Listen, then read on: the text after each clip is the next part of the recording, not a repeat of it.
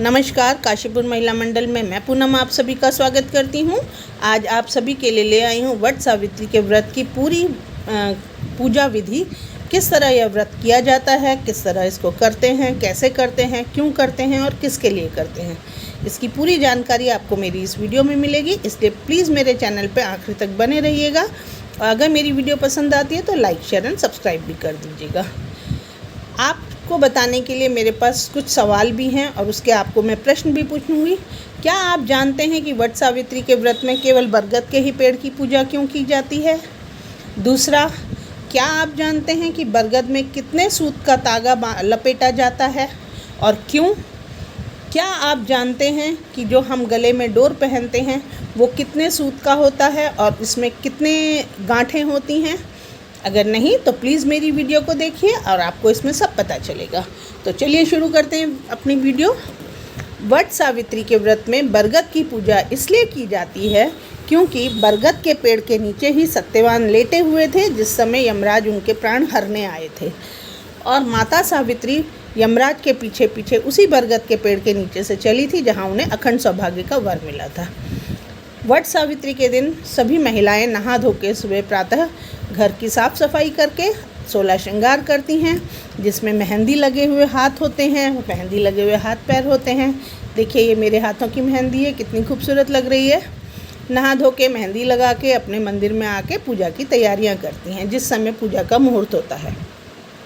ये मेरी पूजा का मंदिर है जो आपने अक्सर कई वीडियोज़ में देखा होगा। इसमें सभी सत्यवान सावित्री की पूजा करते हैं। सत्यवान सावित्री की पूजा इसलिए की जाती है क्योंकि माता सावित्री सत्यवान के प्राणों के लिए यमराज के साथ पीछे पीछे चली थी और उन्हें यमराज ने अखंड सौभाग्यवती होने का वर बरगद के पेड़ के नीचे दिया था। इसलिए बरगद की पूजा होती है और सत्यवान सावित्री की। इसमें सुहाग पिटारी रखी जाती है जिसको कि माता सावित्री के नाम से रखा जाता है और इसमें डोर रखे जाते हैं, 2 डोर जो कि गले में पहने जाते हैं। उनकी बरगद में प्रतिष्ठा की जाती है बरगद के पेड़ पे और सुहाग पिटारी का सामान बरगद वृक्ष को चढ़ाया जाता है जो कि अखंड सौभाग्यवती होने का, सौभाग्य मिलने का, वरदान देने का सिंबॉलिक होता है। तो इस बरगद के पेड़ में जो मैंने देखिए, आपने देख रही होंगे कि इसमें मैंने 2 डोर चढ़ा रखे हैं, उनकी प्रतिष्ठा कर रखी है। ये प्रतिष्ठा होने के बाद इसमें से एक डोर हम सुहाग पिटारी में रखते हैं जो कि ब्राह्मण को जाता है और दूसरा डोर पूजा करने वाली जो व्रत करती है महिला वो पहनती है। इस सुहाग पिटारी में सभी सुहाग के सारा सामान जितना भी आप रख सकते हैं ज़्यादा से ज़्यादा रखना चाहिए और उसे ब्राह्मण को दान करना चाहिए। ब्राह्मण कोई भी हो सकता है, चाहे वो आपका अपना ब्राह्मण हो घर का जो आपका पूजा पाठ कराता हो, आपकी नंदें हों, छोटी बड़ी कोई भी हो सकती हैं सुहागिन नंदें, आपकी छोटी बहन हो या आपसे लेने वाला कोई ऐसा व्यक्ति जिसको आप दान कर सकते हैं, वो आपका ब्राह्मण हो सकता है, उसको आप ये सुहाग पिटारी दे सकते हैं। अच्छा, दूसरी बात, अब मैंने आपसे पूछा था क्या आपको पता है कि बरगद के पेड़ में कितने सूत का डोर बनता है? बरगद के चारों ओर पूजा करने के समय हम कच्चे सूत का या कलावे की डोर बांधते हैं जो कि 7 बार बांधी जाती है, मतलब 7 फेरे होते हैं। वो डोर को लेके हम 7 बार लपेटते हैं बरगद में, जो कि प्रतीक होता है पति पत्नी के 7 जन्मों के साथ का। तो इसीलिए हम उस समय कहते हैं ना, जैसे 7 जन्म ते पिया साथ तेरा मेरा बना रहे, अखंड सौभाग्य का हाथ मेरे सिर पे बना रहे। तो इस तरह जो 7 फेरे होते हैं वो 7 डोर के जो 7 लपेटे होते हैं वो 7 फेरों को प्रतीक मानते हैं और बरगद के वृक्ष की जो हम पूजा करते हैं वो अपने अखंड सौभाग्यवती, क्योंकि देखिए बरगद जो होता है वो कभी नष्ट नहीं होता है, वो चिरजीवी होता है। उसकी जो जड़ें होती हैं वो एक जड़ से दूसरी, दूसरे से तीसरा पेड़ पनपता है और जो बरगद का जो वृक्ष होता है उसमें त्रिदेवों का वास होता है। त्रिदेव अर्थात ब्रह्मा, विष्णु और महेश, तीनों देवों का इस वृक्ष में वास होता है और इसकी जो शाखाएं होती हैं वो माता सावित्री के प्रतीक होती हैं, इसलिए बरगद के पेड़ की पूजा की जाती है। बरगद के पेड़ के नीचे ही सत्यवान सोए थे जब यमराज उनके प्राण हरने आए थे, और माता सावित्री वहीं से प्राणों की रक्षा के लिए, अपने पति के प्राणों की भिक्षा के लिए यमराज के साथ साथ चली थी, जहां यमराज ने उन्हें 4 वरदान दिए थे। और उन वरदानों के साथ वो जब आई तो उन्हें अखंड सौभाग्य का वर मिला। उनके पति से उनके 100 पुत्र हों ऐसा वर मिला, सास ससुर और माता पिता सबको वरदान मिला, जिससे उनके दोनों कुल तर गए। ये मैंने भगवान का भोग लगाया है जो कि फलाहार है, वो मैंने पूजा में रखा। अब मैं आपको अपनी पूजा स्टार्ट कर। नमस्कार, काशी और महिला मंडल के लिए मैं पूनम आप सभी का स्वागत करती हूँ। आज वट सावित्री के उपलक्ष्य में वट सावित्री की पूजा और कथा कैसे करते हैं इसके बारे में मैं आपको एक छोटा सा परिचय दूँगी। ये देखिए, ये है मेरा मंदिर।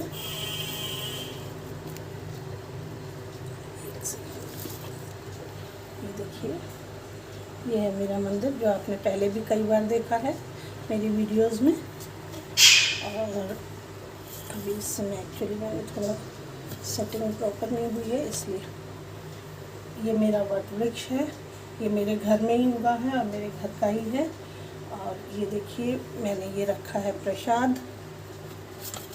ये देखिए, प्रसाद है, ये प्रसाद है। फल, मेवा, मिठाई सब चीज़ें हैं। ये मेरी सुहाग पिटारी है। ये देखिए, जो मैंने वट सावित्री के लिए सुहाग पिटारी रखी है अपनी, ये मेरी वट सावित्री की सुहाग पिटारी है। ये मेरे डोर हैं जो मैंने आपको वीडियो शेयर की थी कैसे बनाते हैं उसके बारे में।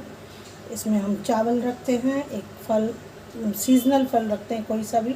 आजकल सीजनल फल लीची और खरबूजा है, ये हमने रखा है। खरबूजा बाज़ार से है, लीची मेरे बाग की हैं। तो ये हमारा हो गया। और ये है मेरी वट सावित्री की व्रत कथा की किताब। तो आइए शुरू करते हैं पूजा पाठ।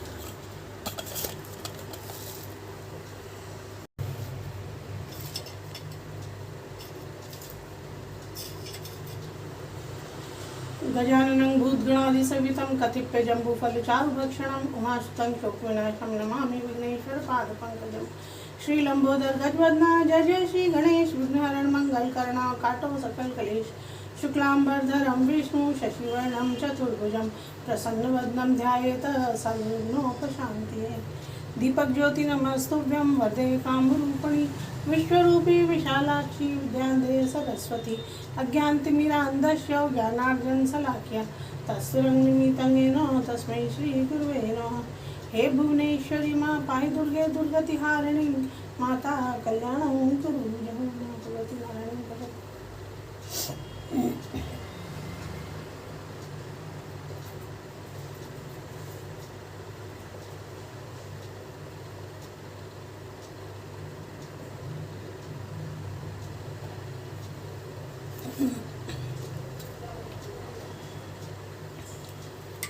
संध्या का समय हो गया और इस समय भगवान को स्नान से नहीं कराया जाता। पुष्पांजलि भगवान को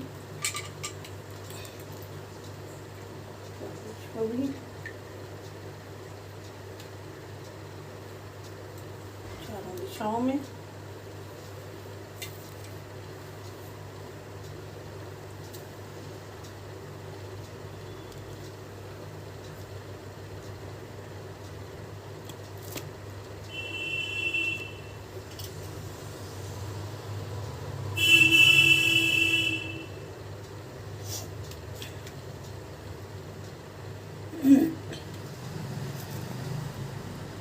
अब ये देखिए मेरे गणेश जी हैं, यहाँ उनको मैं अक्षत चंदन चढ़ा रही हूँ, अक्षत पटिया की पूजा करूँगी।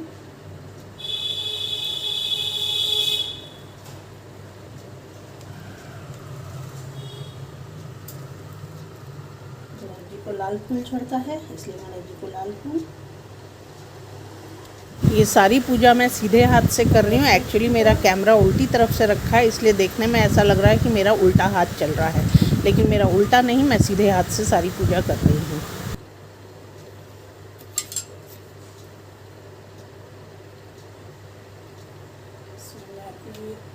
डोर भी रखूँगी, इनकी प्रतिष्ठा होगी।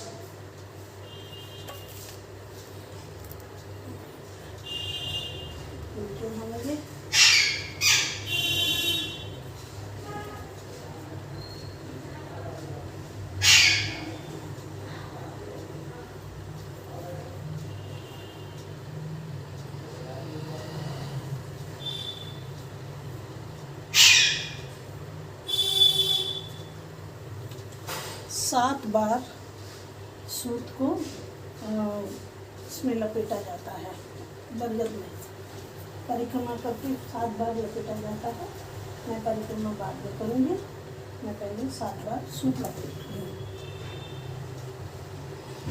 बरगद में 7 बार सूत को लपेटा जाता है, जो कि इस बात का प्रतीक होता है कि हमें अपने सौभाग्यवती होने का और हमारे पतियों के साथ हमें 7 जन्मों तक का साथ हमारा बना रहे। इसलिए बरगद में 7 बार सूत को लपेटा जाता है। ये कच्चे सूत भी हो सकता है या कलावे का डोरा भी हो सकता है। 7 बार इसे लपेट के हम बरगद की 7 परिक्रमा करते हैं, जो कि 7 जन्मों के साथ का प्रतीक माना जाता है।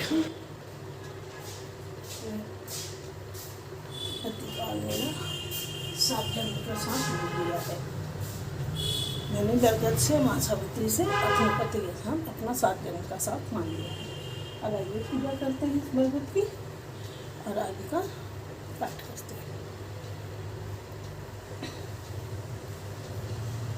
सुहाग पिटारी से मैं एक चूड़ी इस बरगद को चढ़ाऊँगी।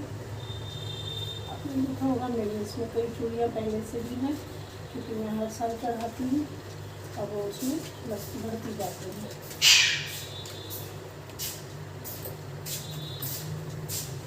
सुहाग पिटारी का सामान हम वट वृक्ष को चढ़ाते हैं, जिसमें से एक चूड़ी मैं वट वृक्ष में चढ़ाती हूँ, हर साल चढ़ाती हूँ। वो चूड़ियाँ मेरे अभी भी वट वृक्ष में हैं। ये वट वृक्ष मेरा कम से कम 25 से 30 साल पुराना हो गया है और इसी में मैं पूजा करती हूँ।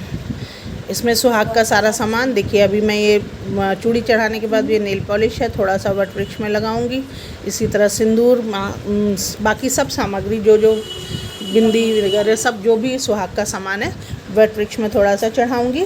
और एक बिंदी सत्यवान सावित्री की जो फ़ोटो है मेरे पास उसमें लगाऊंगी।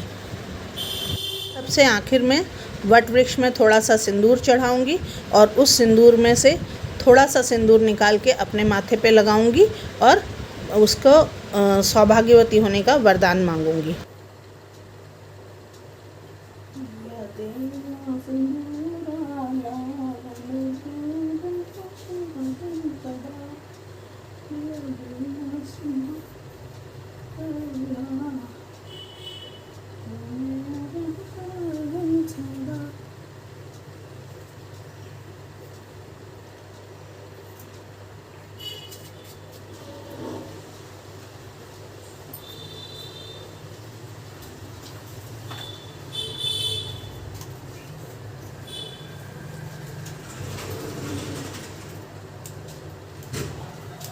बिंदी जो मैंने सुहाग पिटारी में रखी है,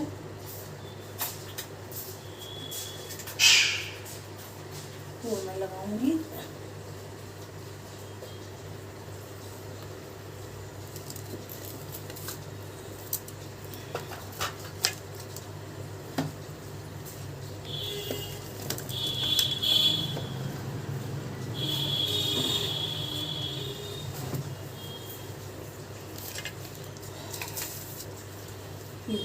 ये देखिए सत्यवान सावित्री की फ़ोटो है, जिसमें से सुहाग पिटारी में से एक बिंदी निकाल के मैं माता सावित्री को लगाऊंगी और ये मैं लगा रही हूँ। फ़ोटो में बिंदी लगाने के बाद सत्यवान सावित्री की फ़ोटो में बरगद के पेड़ की जड़ पे रखूँगी, जहाँ से उनकी पूजा करी जाएगी।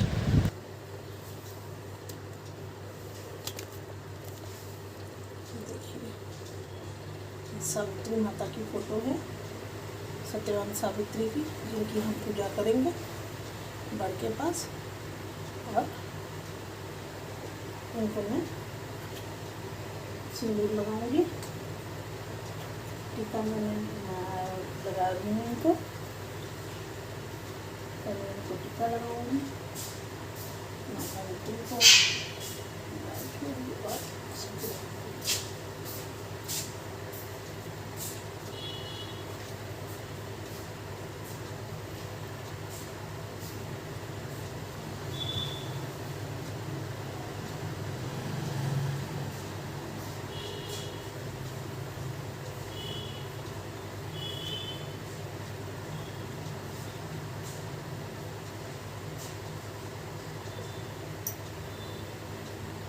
इसके बाद अपनी कथा की किताब पे पहले अक्षत पुटिया चढ़ाऊंगी।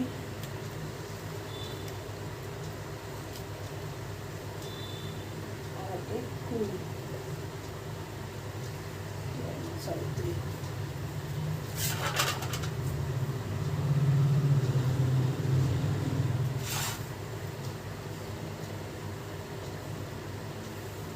उसके बाद में पहले खुद को भगवान को टीका लगाने के बाद स्वतिलक करते हैं, अर्थात खुद को टीका लगाते हैं। खुद को टीका लगाने के बाद ही पूजा आरंभ करी जाती है। गले में भाई के शगुन का टीका लगता है, मतलब भाई के नाम का टीका लगाया जाता है। ये भाई का शगुन होता है।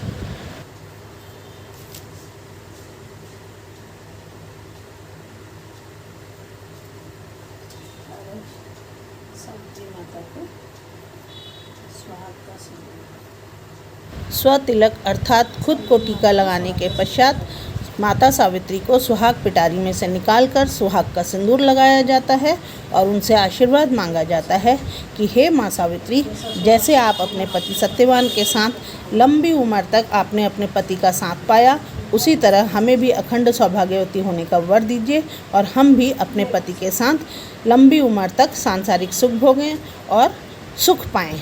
ऐसा आशीर्वाद हे माता सावित्री हमें वरदान दीजिए और हम अखंड सौभाग्यवती रहें।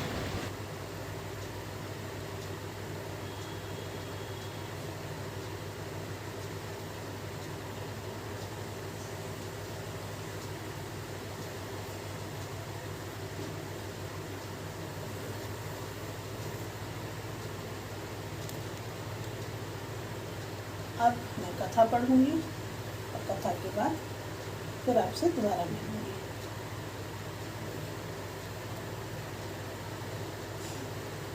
जय माँ सरस्वती, जय माँ सावित्री, जय हो देवी महारानी।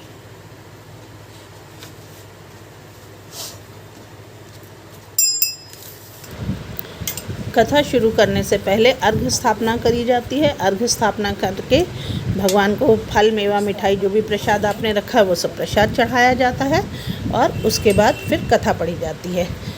उससे पहले मैं आपको ये बताती हूँ कि जो वट सावित्री में जो हम गले में डोर पहनते हैं वो कितने तागों का बनता है।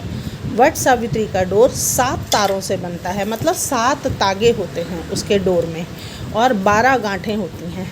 7 तार का जो डोर होता है वो 7 जन्म का प्रतीक होता है और 12 गांठें 12 महीनों का प्रतीक होती हैं, मतलब 7 जन्म 12 महीने, मतलब कुल मिला के हम अपनी ज़िंदगी के हम अपने ज़िंदगी के 12 महीने और 7 जन्म हमारा अपने पति के साथ हमारा प्रेम बना रहे, हमारे संबंध बने रहें और हमारा और हमारे पति का संयोग 7 जन्म बना रहे, ऐसा आशीर्वाद हम माता सावित्री से और बरगद से मांगते हैं। तो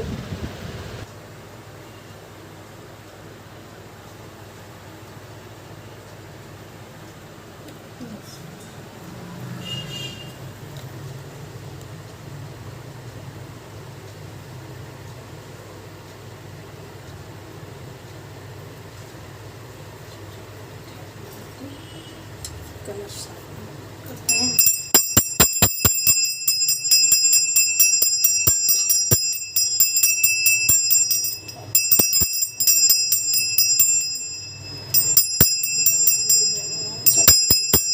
अर्घ्य स्थापना करने के बाद पहले गणेश को अर्घ्य दिया जाता है और अर्घ्य देने के बाद हम आगे की पूजा करते हैं।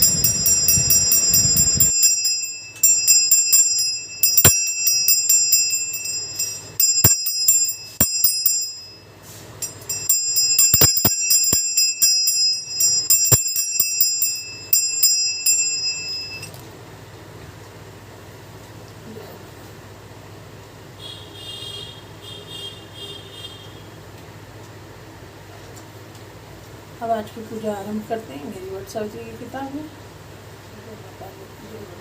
वट सावित्री का यह व्रत जेठ के महीने की अमावस्या के दिन किया जाता है और अब मैं इस व्रत का आरंभ करती हूँ, इसकी कथा का प्रारंभ करती हूँ। जय माँ सावित्री। ज्येष्ठ मास की अमावस्या के दिन वट सावित्री का पूजन होता है और सौभाग्यवती स्त्रियों का प्रमुख पर्व है। इस दिन वट वृक्ष की पूजा होती है। स्त्रियाँ रोज सवेरे उठ कर स्नान करती हैं, केशों को शुद्ध जल से धो करके शुद्ध करती हैं। जल, मौली, रोली, चावल, गुड़, भीगे चने, फूल, धूप, दीप से वट वृक्ष की पूजा की जाती है और उसके चारों ओर कच्चे सूत का धागा लपेटा जाता है। भीगे हुए चनों का बायना निकाला जाता है। कहीं कहीं पर यह त्यौहार ज्येष्ठ कृष्ण की त्रयोदशी से अमावस्या तक मनाया जाता है। यह व्रत स्त्रियों के लिए अखंड सौभाग्यवती रहने की कामना से किया जाता है। इस व्रत के संबंध में सत्यवान सावित्री की कथा प्रसिद्ध है, जो इस प्रकार है। सत्यवान सावित्री की कथा। वट सावित्री व्रत कथा। मद्र देश में अश्वपति नाम के एक परम ज्ञानी राजा थे। धन वैभव से पूर्ण होने पर भी वे संतान के अभाव में बड़े ही दुखी रहते थे। राजा ने पंडितों की सलाह से पुत्र प्राप्ति के लिए सावित्री की आराधना की। सावित्री ने प्रसन्न होकर राजा रानी को दर्शन देकर आशीर्वाद दिया और कहा, तुम्हारे भाग्य में पुत्र तो नहीं है, पर मैं स्वयं कन्या रूप में तुम्हारे यहाँ जन्म लूंगी। इतना कहकर देवी सरस्वती वहाँ से अंतर्ध्यान हो गई। अचानक नारद मुनि भद्रदेश से अश्वपति से भेंट करने आए। तभी वहाँ सावित्री भी अपने लिए वर पसंद करके लौट आई थी। उसने आदर पूर्वक नारद जी को प्रणाम किया। नारद जी ने उसे विवाह योग्य देखकर राजा अश्वपति से पूछा कि आपने इसके लिए कोई योग्य वर खोजा है अथवा नहीं। राजा ने उससे कहा, मैंने सावित्री को वर खोजने के लिए भेजा था, वह अभी अभी लौट कर आई है, अब वही बताएगी उसने अपने पति रूप में किसको पसंद किया है। राजा की बात सुनकर नारद जी ने सावित्री से पूछा कि तुमने किस वर के साथ विवाह करने का निश्चय किया है। सावित्री ने परम विनम्र होकर हाथ जोड़कर निवेदन किया कि महाराज राजा धृतसेन के राज्य रुक्मिणी ने छीन लिया है और वे अंधे होकर रानी के साथ वन में रहते हैं। उनके एकमात्र पुत्र सत्यवान को ही मैंने अपने पति बनाने का निश्चय किया है। समाचार बढ़ गया और प्रजाजनों ने महाराज धृतसेन को लेकर आदरपूर्वक राज सिंहासन पर बैठाया। सावित्री के पिता अश्वपति को भी 100 पुत्र प्राप्त हुआ। सावित्री भी सत्यवान से 100 पुत्र प्राप्त करके उसने दीर्घायु तक 100 राज्य भोगा और अंत में वे वैकुंठ को सिधारे। प्रत्येक सौभाग्यवती को यह व्रत अवश्य करना चाहिए। बोलो सावित्री माता की जय, बोलो सावित्री माता की जय, बोलो सावित्री माता की जय, बोलो सावित्री माता की जय।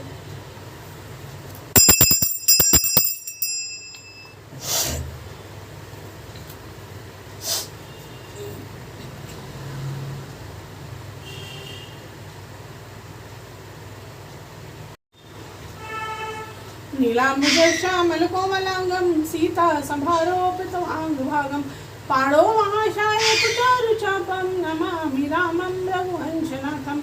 गुरुर्ब्रह्मा गुरुर्विष्णु गुरुर्देवो महेश्वर गुरुर्साक्षात् परब्रह्म तस्मै श्री गुरुवे नमः। हे भुवनेश्वरी माँ पाहि दुर्गे दुर्गतिहारिणी माता कल्याणं कुरु जय।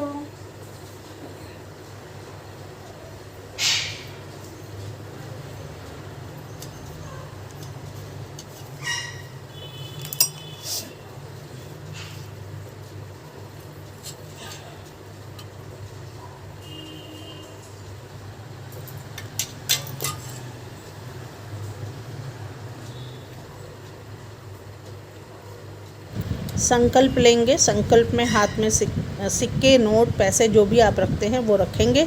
जल लेंगे, अक्षत, पिठिया, जल लेकर के संकल्प लेंगे भगवान का और संकल्प छोड़ेंगे नीचे कूनी में, जिसमें हम पूजा का विसर्जन करेंगे।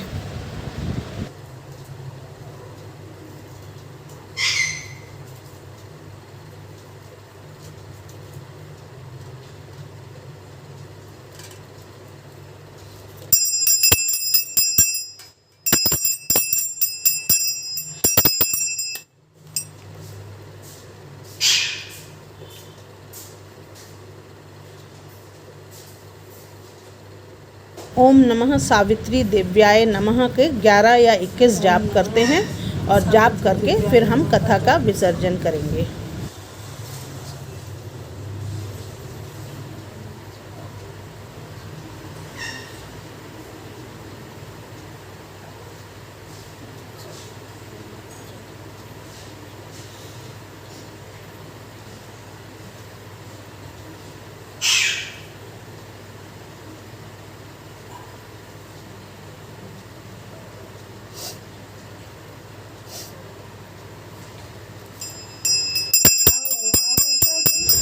सर्वप्रथम गणेश जी की आरती से शुरू करेंगे। गणपति की आरती करेंगे। गणपति की आरती के बाद शिव जी की आरती करी जाएगी।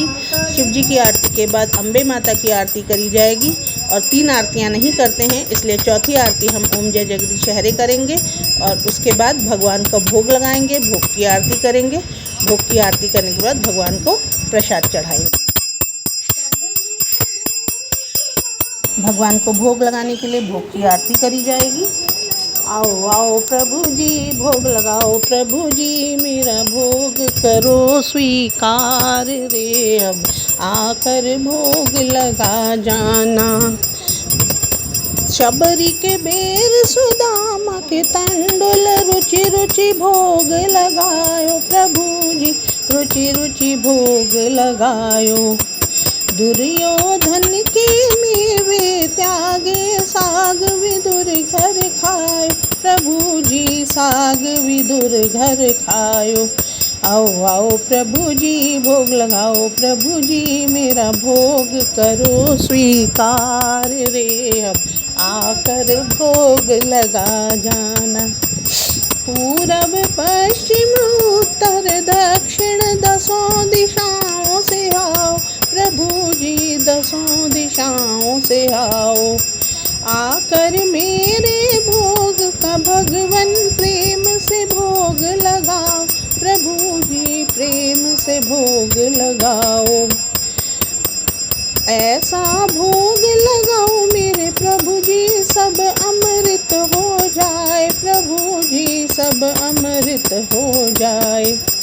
जो कोई तेरे भोग को खाए, सो तेरा हो जाए प्रभु जी, सो तेरा हो जाए। आओ आओ प्रभु जी भोग लगाओ, प्रभु जी मेरा भोग करो स्वीकार रे, अब आकर भोग लगा जाना। भोग लगा कर चले मत जाना, आकर दर्श दिखाना प्रभु जी, आकर दर्श दिखाना। आओ आओ प्रभु जी भोग लगाओ, प्रभु जी मेरा भोग करो स्वीकार रे, अब आकर भोग लगा जाना। आओ आओ प्रभु जी भोग लगाओ, प्रभु जी मेरा भोग करो स्वीकार रे, अब आकर भोग लगा। प्रभु जी आइए भोग लगाइए।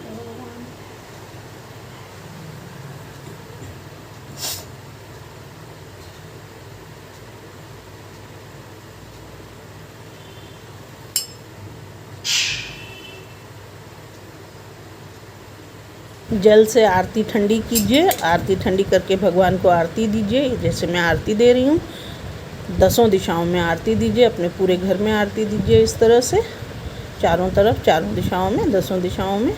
फिर भगवान को आरती देके आप अपनी आरती लीजिए। अब भगवान से सौभाग्यवती होने का आशीर्वाद मांगिए। कर्पूरगौरं करुणावतारं संसार सारं भुजगेन्द्रहारं सदा वसन्तं हृदयारविन्दे भवं भवानी सहितं नमामि। बोल नमः पार्वती पते हर हर महादेव। जय माँ सावित्री, जय माँ पार्वती। अखंड सौभाग्य का वर्धन वर्धन जैसे सत्यवान सावित्री में सावित्री को सत्यवान, उसी तरह का वर हम भी भगवान। इसके बाद विसर्जन से पहले भगवान से क्षमा याचना मांगी जाती है। आह्वानम न जानामि विसर्जनम पूजाम च न जानामि क्षम्यताम परमेश्वरी। मंत्रहीनम क्रियाहीनम भक्तिहीनम सुरेश्वरी, यत् पूजितम मया देवी परिपूर्णम तदस्तु मे। सर्वे भवन्तु सुखिनः, सर्वे सन्तु निरामया, सर्वे भद्राणि पश्यन्तु, माँ कश्चित् दुःख भाग् भवेत्। कर्पूर गौरम सबसे अंत में बोला जाता है, क्योंकि शिव मोक्ष के दाता। मोक्ष हमें मरने के बाद ही चाहिए, जो कि हमारा अंत होता है। इसलिए कर्पूर गौरम सबसे अंत में पूजा में बोला जाता है। अब भजन। अमर सुहाग चलो सखी बरगद को पूजे, मांगने अटल सुहाग चलो सखी बरगद को पूजे, पाएंगे अटल सुहाग चलो सखी बरगद को पूजे। बरगद में बसे तेरे देव चलो सखी बरगद को पूजे, रोली चंदन चूड़ी कंगना चढ़ाओ, हलवा पूरी पंचभोग लगाओ, करो सखी 16 श्रृंगार, चलो सखी बरगद को पूजे, पाएंगे अटल सुहाग, चलो सखी बरगद को पूजे। सत्यवान सावित्री की कथा सुनेंगे, श्रद्धा और भक्ति से पूजन करेंगे, फेरे लगाएंगे साथ, चलो सखी बरगद को पूजे, पाएंगे अटल सुहाग, चलो सखी बरगद को पूजे। बरगद में बसे त्रिदेव, चलो सखी बरगद को पूजे, बरगद की पूजा से संकट कटेंगे, सजना की लंबी उमरिया बढ़ेगी, कष्ट सजना के होंगे दूर, चलो सखी बरगद को पूजे, पाएंगे अटल सुहाग, चलो सखी बरगद को पूजे। बरगद में बसे त्रिदेव, चलो सखी बरगद को पूजे। चंदा सूरज जब तक धरती गगन है, सागर की लहरों में जब तक तरंग है, रहे सातों जन्म पिया साथ, चलो सखी बरगद को पूजे। बरगद में बसे त्रिदेव, चलो सखी बरगद को पूजे, मांगने अटल सुहाग, चलो सखी बरगद को पूजे, पाएंगे अटल सुहाग, चलो सखी बरगद को पूजे। बरगद पूजन चलो रे सखी, मैया सावित्री बाटे सुहाग, मैया सावित्री बाटे सुहाग। बरगद पूजन चलो रे सखी, मैया भी ले लो, कंगना भी ले लो, रचनी मेहंदी ले लो रे सखी, मैया सावित्री बाटे सुहाग, रचनी मेहंदी ले लो रे सखी, मैया सावित्री बाटे।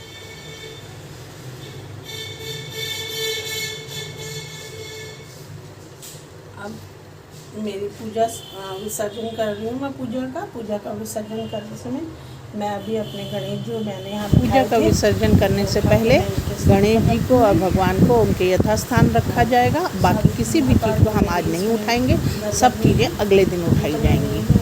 शाम को पूजा दोबारा जब करेंगे उसके बाद फिर मैंने यहाँ से हटाऊँगी और अपने फल और प्रसाद जो है अभी मैं सब यहीं रहने दूँगी, अभी तुरंत कुछ नहीं हटाऊँगी, ये सब चीज़ें ऐसी ही रखी रहेंगी और मैं इन्हें कल सवेरे उठाऊँगी। जय सावित्री मैया जय हो। पूजा के तुरंत बाद पूजा का सामान नहीं हटाया जाता है, ना ही श्रृंगार उतारा जाता है, इसलिए सब कुछ ऐसे ही रखेंगे। वट सावित्री की आप सभी को शुभकामनाएं। फिर मैं आप सभी को एक चीज़ बताना भूल गई हूँ, वो ये कि ये जो बरगद के ऊपर की ये डंडी होती है, ये वाली कैसे कहूँ, ऐसे ये फूल जो होता है, जो ऊपर से कली खिलती है जिस पे ये लगता है, ये तोड़ के मुंह में डाल के खाया जाता है। ये बरगद की वो चीज़ वो है जो कि इसको आयु को लंबा करती है। ये मेरा जो वट वृक्ष है ये कम से कम 20 से 25 साल का हो गया है और ये मैंने बोनसाई बना रखा है और ये मैं इसी में पूजा करती हूँ। तो मैं ये खाना भूल गई थी, मैं आप लोगों की भी बता रही हूँ। आप लोग भी इसका एक हिस्सा, ये छोटा सा ये जो ऊपर का ये होता है, ये देखिए ये वाला ये तोड़ के खाया जाता है, मैं इसे तोड़ रही हूँ, इसको मैं पानी के साथ खा लूँगी। ये जो मैंने बरगद के ऊपर बड़ के पेड़ पे जो 2 डोरे रखे थे, इसमें से एक मैं पहनूंगी और एक ये मैं सावित्री माता की पिटारी में सुहाग पिटारी के साथ रख दूँगी। ये मैंने रख दिया, जो कि मैं कल ब्राह्मण को दूँगी, और ये डोरा जो मैंने आज आप लोगों के सामने बनाया था ये मैं पहन लूँगी, अभी पहनती हूँ। तो बस चलिए मैं देखिए पहन लेती हूँ इसे अभी आपके सामने।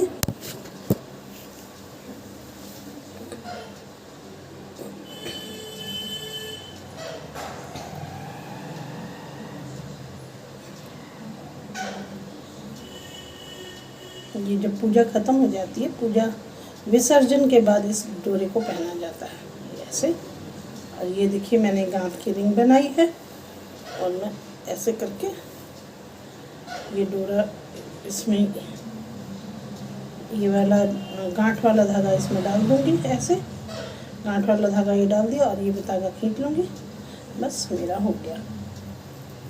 ये पहन लिया। ये कम से कम 10-12 दिन तक आप अपने गले में डले रहने दीजिएगा। अगर ये खंडित हो जाता है तो इसका विसर्जन कर दीजिए, और अगर आपको बाद में नहीं पहनना है, इसे उतारना चाहती हैं, तो कहीं भी या तो बहते पानी में या पेड़ की जड़ में कहीं इसे डाल दीजिए, इधर उधर मत फेंकिएगा। जय माँ सावित्री।